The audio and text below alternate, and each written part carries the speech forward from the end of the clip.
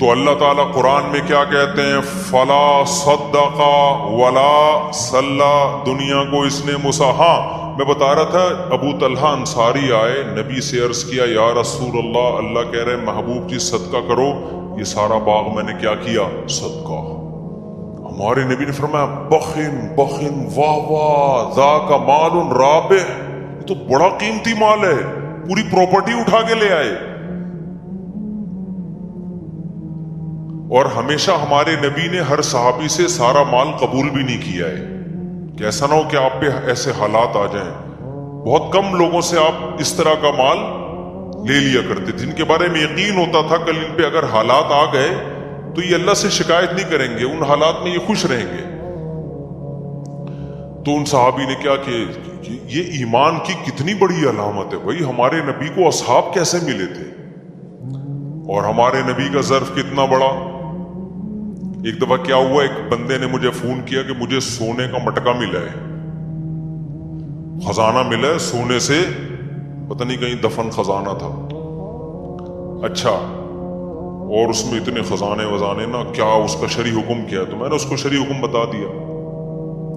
اچھا، اس وقت میرے پاس بھی ایک مد تھی نا جہاں غربا مساکین تھے جن کو میں نے خرچ کرنا تھا، تو اس میں شریعت کا حکم ہے کہ کچھ فیصد صدقہ کرنا پڑتا ہے، ایسا کوئی اس میں یہ ہے کہ دارالحرب سے ملا ہے، دارالاسلام سے ملا ہے، یہ پوری ڈیٹیل ہے، میں ابھی آپ کو نہیں بتاؤں گا، ایسا نہ ہو کہ مٹکے وٹکے نکلنے شروع ہو جائیں آپ لوگ کے یہاں تو لیکن نکلیں گے نہیں، یہ ذہن میں رکھنا۔ میں نے اس کو پہلی تو میں نے نصیحت کی، میں نے کہا اللہ کے بندے یہ تو نے مجھے تو بتا دیا، کسی کو بتانا نہیں، جب تک کسی کوئی صحیح اعتماد نہ ہونا کسی پہ بتانا نہیں، ورنہ مٹکا تو بچے گا، تو زندہ نہیں بچے گا، کسی کو نہیں بتانا، وہ آئے گا وہ سارا فی سبیل اللہ کہہ کے لے جائے گا سارا۔ تو مجھے خیال ہوا کہ یار جیسے ہوتا ہے نا چند فیصد صدقہ کرنا پڑتا ہے، تو میں نے پھر میرے پاس بہت سارے غریب مسکین تھے لیکن میں نے نہیں اس کو بولا، میں نے کہا اس کے دماغ میں یہ بات آ جائے گی کہ مفتی صاحب کے دل میں کیا آ گئی ہے؟ لالچ آ گیا۔ لیکن میرے دل میں لالچ نہیں تھی، مجھے یہ تھا کہ کیونکہ ان لوگوں کو صحیح مد نہیں پتا ہوتی، ادھر ادھر اڑا نہ دیں۔ تو پیسے دیکھتے ہی انسان کی رالیں ٹپکنا شروع ہو جاتی ہیں۔ تو اب دیکھو نبی صلی اللہ علیہ وسلم کا کیا معمول تھا، جب وہ صحابی باغ لے کر آئے تو آپ نے کیا فرمایا؟ یہ گورے کے کلچر میں اور اسلام کے کلچر میں فرق بتا رہا ہوں، جو میں کئی سالوں سے کوشش کر رہا ہوں آپ کی کھوپڑی میں یہ سافٹ ویئر کیا ہو جائیں انسٹال، کہ کافر کا راستہ الگ ہے، ہمارا لبرل طبقہ، ہماری حکومت، ہمارے اسکول، ہمارے کالج اس ٹریک پہ ہمیں لے کے جا رہے ہیں، جبکہ اسلام کا ٹریک 180 ڈگری پر ہے۔ ہمارے نبی کہہ سکتے تھے گورنمنٹ کو دے دو، کہہ سکتے تھے کہ نہیں کہہ سکتے تھے؟ ہمارے نبی کی ایک ریاست تھی کہ نہیں تھی؟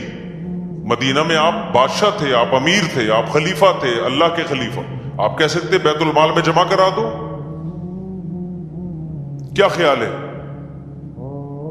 وقت پہ کام آئے گا؟ نا نا نا، آپ نے فرمایا اپنے چچا زاد بھائیوں کو دے دو۔ گورا کہے گا؟ بولو نا، یورپ کی گورنمنٹ کہے گی اپنے چچا زاد بھائی کو دے دو، امریکہ کا صدر کہے گا، روس کا صدر کہے گا اپنے چچا زاد بھائی کو دے دے۔ ان کے ہاں یہی کہ سب کچھ کس کا ہے؟ گورنمنٹ کا۔ اسلام کہتا ہے نہیں، اولو الارحام بعضهم اولا ببعض، سب سے زیادہ حق کس کا ہے؟ رشتہ داروں کا۔ ہمارے نبی کو بتاتے ہیں ان کے چچا زاد بھائی بہت محتاج ہیں، اپنے چچا کے بیٹوں کو دے دو۔ اب مجھے آپ بتاؤ، گورنمنٹ کو دے کے بھی عوام کو فائدہ ہوتا ہے، خدا کی قسم غریب چچا زاد بھائی ہے، اس کو دے کے جو فائدہ ہوگا نا وہ آپ تصور نہیں کر سکتے۔ چچا زاد بھائی کا دل باغ باغ ہو گیا ہوگا کہ نہیں ہو گیا ہوگا؟ اس کے بعد کیا وہ چچا زاد بھائی ابو طلحہ انصاری کو کبھی بھوکا مرنے دیں گے؟ وہ جان پہ کھیل کے ان کو بچائیں گے۔ گورنمنٹ یہ کام نہیں کرتی ہے۔ جب اتنا بڑا دل انہوں نے ابو طلحہ انصاری نے اپنے چچا زاد بھائیوں کو پورا باغ دیا ہوگا تو ان چچزاد بھائیوں نے فری میں جب لیا ہوگا کہ یار ہماری غربت پہ اس نے اتنا خیال کیا ہمارا، تو آئندہ دیکھو ترغیب دینے سے پیسہ خرچ کرنے کا جذبہ پیدا نہیں ہوتا، جب تک خرچ کرتا ہوا دیکھو گے نہیں جذبہ نہیں ہوتا۔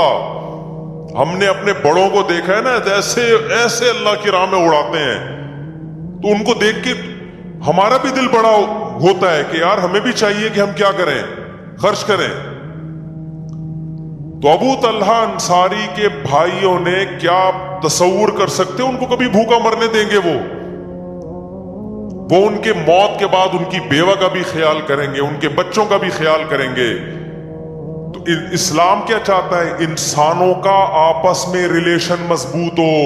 کفر چاہتا ہے انسانوں کا آپس میں ریلیشن جانوروں گدے گھوڑوں جیسا ہو۔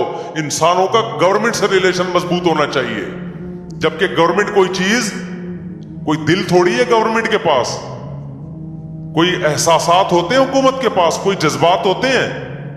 تو گورنمنٹ سے آپ کے تعلقات اچھے ہو کے گورنمنٹ بڑھاپے میں کیا آپ سے باتیں کرے گی، آپ کو لطیفے سنائے گی، آپ کو گلے لگائے گی، آپ کے دکھ درد میں شریک ہوگی، کچھ بھی نہیں سوائے پیسہ دے دے گی آپ کو ریٹائرمنٹ پہ۔ جبکہ انسان کو جذبات کی ضرورت ہے، محبت والے جذبات، آپ کے لیے کسی کا دل دھڑکتا ہو، آپ کے لیے کوئی روتا ہو، یہ انسان کی نیچر ہے۔ انسان کو اللہ نے تنہا پیدا نہیں کیا، انسان کو انسانوں میں پیدا کیا ہے۔ انسان کو ریلیشن نہیں ملے گا تو وہی حال ہوگا جو اس مالدار کا ہوا، کروڑوں روپے خرچ کیے اور ہمارے استاذ کے پاس آ کے رو رہا ہے کہ میں کھانستا ہوں تو نہ میری بیوی پانی کا پوچھتی ہے، نہ میری اولاد پانی کا پوچھتی ہے، مرنے کا انتظار کر رہے ہیں۔ یہ میں نے جمعے میں ایک واقعہ سنایا تھا نا، ادھورا رہ گیا تھا وہ واقعہ۔ وہ ہمارے ایک دوست تھے، جامعۃ الرشید میں ڈرائیور ہیں وہ پہلے ڈیفنس میں کہیں چوکیدار تھے۔ میں نے اسے پوچھا یار آپ نے ڈیفنس میں چوکیداری کیوں چھوڑ دی؟ کہہ رہے یار ایسا واقعہ، وہ ہمارا کھوپڑی پٹھان تھا، وہ کہہ رہا ہمارا کھوپڑی گھوم گیا۔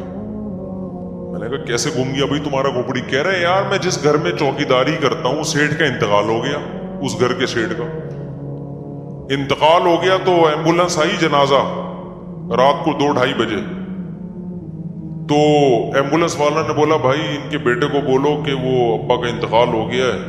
کہہ رہے انتقال ہاسپٹل میں ہوا، بچہ گیا نہیں وہاں۔ تو میت جب گھر آئی ہے تو کہہ رہے میں گیا، میں نے اس کے بیٹے کو جگایا، بھائی تمہارے ابا کی ڈیتھ ہو گئی ہے۔ کہہ رہے ہمارے گاؤں میں تو رونا دھونا کئی مہینے تک تعزیت چلتی ہے، رو رہے ہوتے ہیں، ڈپریشن میں چلے جاتے ہیں۔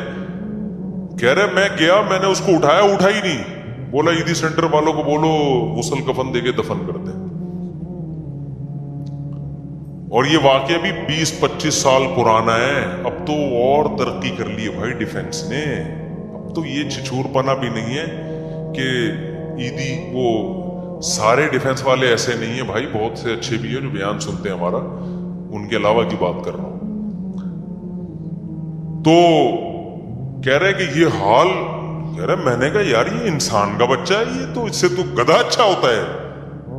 باپ کی میت آئی ہوئی ہے باہر، ہم تو کئی مہینے، میرے جب والد صاحب کا انتقال ہوا 6 مہینے میں ٹینشن سے نکلا نہیں تھا، حالانکہ ہم تو اتنا سوچ کے بھائی موت تو برا کہ پھر بھی 6 مہینے تک مجھے ٹینشن مسلسل رہی ہے۔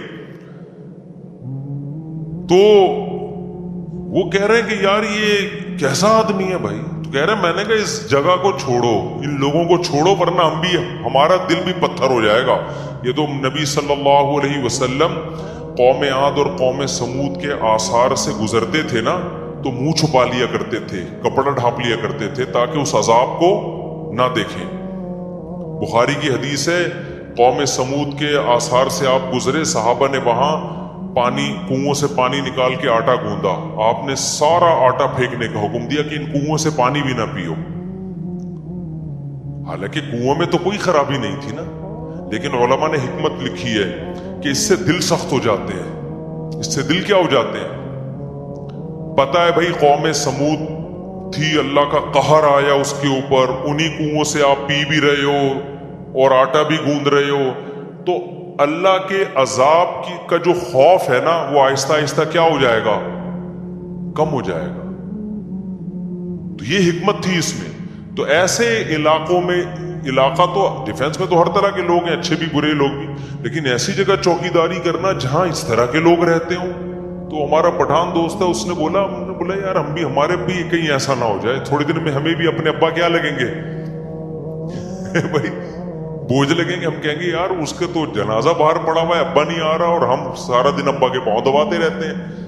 تو یا تو وہ بے وقوف ہیں یا ہم بے وقوف ہیں, تھوڑے دن میں ہو جاتا ہے انسان. اس نے کہا, ہم نے کہا چوکیداری چھوڑو, کسی مدرسے میں ڈرائیونگ کرو پھر جا کے. تو نبی صلی اللہ علیہ وسلم نے حضرت ابو طلحہ کو کیا حکم دیا, یہ باغ چچزاد بھائیوں کو دے. بعض دفعہ آپ نے بیت المال میں بھی جمع کروایا, وہ بھی ضرورت ہے, گورنمنٹ کو بھی ضرورت ہوتی ہے, لیکن صحابہ بیت المال میں بھی دیتے تھے, ان کو پتا تھا خرچ کس پہ ہوگا. ہمارے یہاں تو لوگ ٹیکس نہیں دیتے, زکاتیں بہت دیتے ہیں.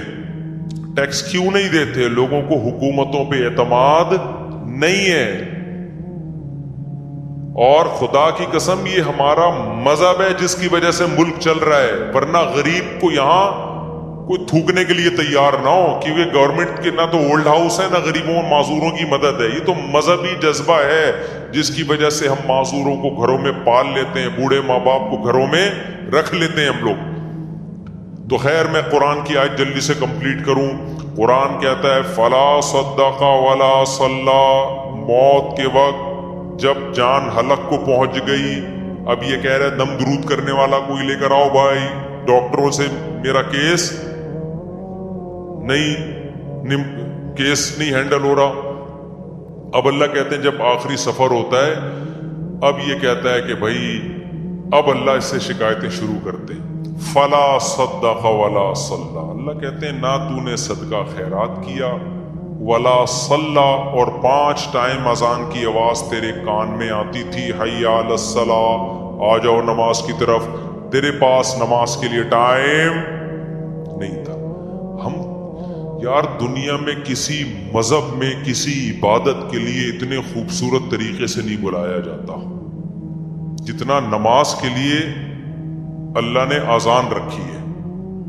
ہے کوئی دنیا میں مذہب جس میں عبادت کے لیے اتنے پیارے الفاظ ہوں؟ ہے بھائی کوئی سنتا ہے؟ کوئی ہو رہی ہے بھائی, بچپن سے سنتے آ رہے ہیں, اذان ہو گئی, بس لوگ پوچھ رہے ہیں اذان ہو گئی, ہاں بھائی ہو گئی ہے. اس سے زیادہ اذان کو کوئی لفٹ نہیں کراتا. یہ تو پورا بیان ہے, اللہ کی پوری تقریر ہے کہ مسجد میں آ جاؤ نماز کے لیے.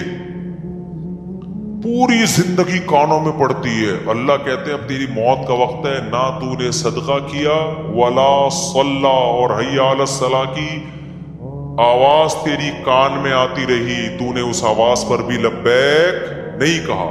فلا صدق ولا صلی ولکن کذب وتولی, تو انکار ہی کرتا رہا. کوئی قول سے انکار کرتا ہے, کوئی عمل سے انکار کرتا ہے. کہہ رہے بھائی یہ ایسے ہی ہے. ایک تو مذہب جو ہے نا وہ ایک کلچر ہے, ہر قوم کا ایک مذہب ہوا کرتا ہے. ہندوؤں کا بھی ہوتا ہے, عیسائیوں کا بھی ہوتا ہے, تو مسلمانوں کا بھی ہے. ان کا اسٹائل ہی یہی ہوتا ہے کہ 5 ٹائم اذانیں دیتے ہیں اور صدقے خیرات کی ترغیب دنیا کے ہر مذہب میں ہے. تو نے کیا کیا؟ تو اس کو لفٹ ہی نہیں کرائی تو نے ہماری باتوں کو. وہ تولا, پیٹ پھیر کے جاتا رہا ہمیشہ. تیرے سے جب کوئی بحریہ ٹاؤن کی بات کرتا فوراً تیرے کان کھڑے ہو جاتے. جی ذرا کائنڈلی دوبارہ دہرائیے, کیا کہنا چاہ رہے ہیں آپ؟ سنا ہے ریٹ اوپر جا رہے ہیں, تو ایک دم نا کان کیا ہو جائیں گے, کھڑے ہو جائیں گے. جیسے کوئی بات کرے گا, 4 شادیوں کے بعد ایک دم سب ہل جاتے ہیں نا, جیسے وائبریشن پہ آ گئے ہوں.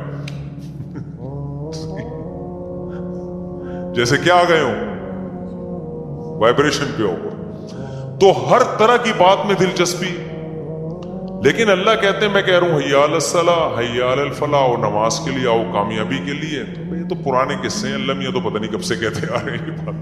کامیابی ابھی تو ملتی, وہاں جاؤ یوں کر کے کھڑے ہو جاؤ, ایک رکوع کرو, سلام پھیرو, بس یہی ہوتا ہے. اس کے علاوہ تو کچھ بھی نہیں ہوتا. پیسے تو ملتے ہی نہیں ہیں, پیسے تو ملتے ہی نہیں ہیں, نہ فجر میں مل رہے ہیں نہ ظہر, بلکہ الٹا امام چندہ مانگ لیتا ہے بعض دفعہ. تھوڑے بہت ہوتے ہیں وہ بھی, وضو خانہ کی تعمیر ہے تو بیت الخلاء کی تعمیر ہے, تو آج یہ پنکھا ابا کے اصال ثواب کے لیے, نانا کے. تو فلا صدق ولا صلی ولکن کذب وتولی ثم ذهب الى اهله يتمطى. اللہ کہتے ہیں تکبر کے ساتھ اپنے گھر کی طرف لوٹتا ہے یہ, ہماری جب نصیحتیں کی جاتی ہیں نا ایسے اگنور کرتا ہے، چلو ٹھیک ہے نا، یہ مولویوں کی باتیں ہیں، یہ مذہب کی باتیں ہیں، یہ سائنس کی بات کرو بھائی، نیوٹن کی بات کرو، آئنسٹائن کی بات کرو. کیا پیغمبروں کے قصے لے کر بیٹھ گئے ہو کہ ابراہیم علیہ السلام نے یہ کیا تھا، اسماعیل علیہ السلام نے یہ کیا تھا، اور ابو طلحہ انصاری نے باغ دیا تھا. یہ کیا قصے لے کے بیٹھ گئے؟ وَلَكِنْ كَذَّبَ ثُمَّ ذَهَبَ إِلَىٰ أَهْلِهِ يَتَمَطَّىٰ. آگے میں جو دھمکی کی بات کر رہا تھا نا، اب اللہ کہتے ہیں اولا لَكَ فَأَوْلَىٰ، تباہ ہو جائے تو، تباہ ہو جائے. اب جو زندہ ہے نا اس کو اللہ کہہ رہے ہیں جو یہ کام کر رہے ہیں. ہمارے حضرت یہ آیت پڑھتے تھے، فرماتے تھے مجھے اللہ کے صبر پہ تعجب ہوتا ہے کہ اللہ کافر کو اور نافرمان کو کتنی دھمکی دے رہے ہیں نا، کہ جس کو نصیحت کی جائے اور وہ منہ موڑ کے گھر جا رہا ہے تو اللہ اس کو پیچھے سے کیا کہہ رہے ہیں؟ اولا لک فاولا، تباہ ہو جا تو، تباہ ہو جا تو. ثم اولا لک فاولا، پھر ہم کہتے ہیں تو برباد ہو جا، پھر ہم کہتے ہیں تو برباد ہو جا. اللہ تو نے 4 دفعہ اس کو گویا کہ بد دعائیں دے دی ہیں ہماری لغت میں، تو تباہ کر کیوں نہیں رہا تو؟ بھائی دیکھو مجھے کسی پہ بہت غصہ ہے نا، میں بڑا طاقتور بھی ہوں، میں ایک بندے کو کہہ رہا ہوں یہ کر لے، وہ نہیں کر رہا، وہ الٹا کر رہا ہے. میں کہہ رہا ہوں یہ کر لے، وہ الٹا کر رہا ہے. مجھے غصہ ہے، تیری ایسی کی تیسی ہو، تو اللہ کرے تباہ ہو. تو دوسرا کہے گا مفتی صاحب اتنا غصہ ہونے کے بجائے ایک تھپڑ ہی لگا دو کھینچ کے. بہاریوں کی لڑائی دیکھی، ہم بہاری بڑے اچھے لوگ ہوتے ہیں لیکن میں نے لڑائی دیکھی ہے. ایک دفعہ وراثت کا مسئلہ تھا، ہمارے دوست تھے بہاری، بہت اچھی قوم ہے الحمدللہ، کسی قوم کو میں برا نہیں کہتا. ان میں ایک اچھی بات ہے کہ لڑتے نہیں ہیں، بس زبان کی حد تک ہی رہتے ہیں. یہ اچھی صفت ہو گئی نا. تو میں گیا تو وہ ان کی وراثت کا بھڈا ہو گیا تھا. مجھے نہیں پتا تھا دونوں پارٹیاں مجھ پہ راضی نہیں ہیں. ایک پارٹی نے مجھے بلایا کہ آپ فیصلہ کریں. اس کے بعد مجھے تجربہ ہوا کہ جب بھی کسی کا فیصلہ کروں گا نا، دونوں پارٹیاں ریٹرن میں لکھ کے دیں کہ ہمیں مفتی صاحب کا فیصلہ قبول ہوگا، ورنہ میں جاتا ہی نہیں، اپنا ٹائم ویسٹنگ ہے. میں نے فیصلہ کیا تو دوسری پارٹی کو قبول ہی نہیں. اب دونوں پارٹیاں لڑ رہی ہیں آپس میں. ایک کہہ رہی ہے تو طالبان کو اٹھا کے، میری پگڑی ایسی تھی نا اس میں زیادہ مشہور نہیں تھا، وہ کہہ رہی ہے تم طالبان کو کہاں سے اٹھا کے لے آئے. یہ 2007 یا 8 کی بات ہوگی. میری پگڑی ہمیشہ سے یہ اسٹائل رہا ہے، جس کو میرا فیصلہ قبول نہیں ہوگا تم تو طالبان کو اٹھا کے لے، تو دہشت گرد ہیں. میں نے کہا میں تو یہاں بیٹھا ہوا ہوں بھائی، تو پگڑی میری دیکھ کے نا، تو جو الزامات ان کے آ رہے تھے 12 لڑ پڑے نا. اب لاکھوں روپے کا ان کا، کروڑوں کا بھڈا چل رہا ہے، لڑ رہے ہیں، میں تیری یہ کر دوں گا، ایسی کی تیسی. دوسرا کہہ رہا ہے میں سوچ رہا ہوں یار یہ کچھ کرو نا یار، تم کیا ہے یار. 1 گھنٹہ تو مجھے ہو گیا تمہاری باتیں سنتے ہوئے. میں یوں کر دوں گا، وہ کہہ رہے ہیں میں یوں کر دوں گا، وہ کہہ رہے ہیں میں یوں کر دوں گا، وہ کہہ رہے ہیں میں یوں کر دوں گا. تو بھائی تھوڑا سا کرو بھی تو صحیح نا، بہت ہو گیا یار، 1 گھنٹے سے میں یہ سن رہا ہوں. وہ دوسرا کہتا تو کر کے دکھا، تو کر کے دکھا. وہ کہہ رہا میں تو کروں گا، کہہ رہا تو کر کے دکھا، میں کروں گا. 1 گھنٹہ ہو گیا، مجھے لگا کہ بھائی یہ کچھ بھی نہیں کریں گے. مجھے اپنی پوزیشن پتا چل گئی کہ میرا فیصلہ ایک فریق مان رہا ہے، دوسرے کو تو میں طالبان لگ رہا ہوں. ٹھیک ہے نا. ہم نے کہا پتلی گلی سے کیا کرو، نکلو یہاں سے. تو اب اللہ میاں کا جو اسٹائل ہے، انداز ہے، وہ یہی ہے، دھمکیاں دے رہے ہیں اللہ میاں. اولا لک فاولا، چھوڑوں گا نہیں تجھے.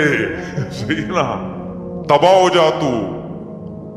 لک فاولا، پھر اللہ کہہ رہے ہیں تباہ ہو جا تو. ثم الاولا، پھر اللہ کہتے ہیں ثم کا لفظ، اللہ کہتے ہیں میں اپنی بات کو ریپیٹ کر کے کہتا ہوں، تو تباہ ہو گیا، تباہ ہو جا تو. یہ بددعائی کلمات ہیں. جب عرف میں ہم کسی کو کہتے ہیں اس کا مطلب بددعا دے رہے ہیں. اللہ کرے تو مرے، یعنی اللہ خود اپنے آپ کو کہہ رہے ہیں کہ اللہ کرے کہ تو تباہ ہو جا.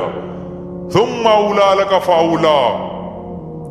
تو ہمارے فرمایا کرتے تھے اللہ دھمکیاں دے رہے ہیں. اب دیکھو ہم تو جب دھمکیاں دے کریں کچھ نہیں تو ڈر کی وجہ سے نا، کہ بھائی زبان کی دھمکیاں ٹھیک ہے کر دیا تو یہ تو ایسا نہ ہو کہ افورڈ کرنا مشکل. لیکن اللہ کے لیے تو کوئی مسئلہ نہیں ہے نا. اللہ جب دھمکیاں دے رہا ہے تو سوال پیدا ہوتا ہے اللہ جب تجھے غصہ آ رہا ہے، اللہ کو کتنا غصہ آتا ہے. قرآن کہتا ہے ان الذین کفروا ینادون لمقت اللہ اکبر من مقتکم انفسکم اذ تدعون الی الایمان فتکفرون،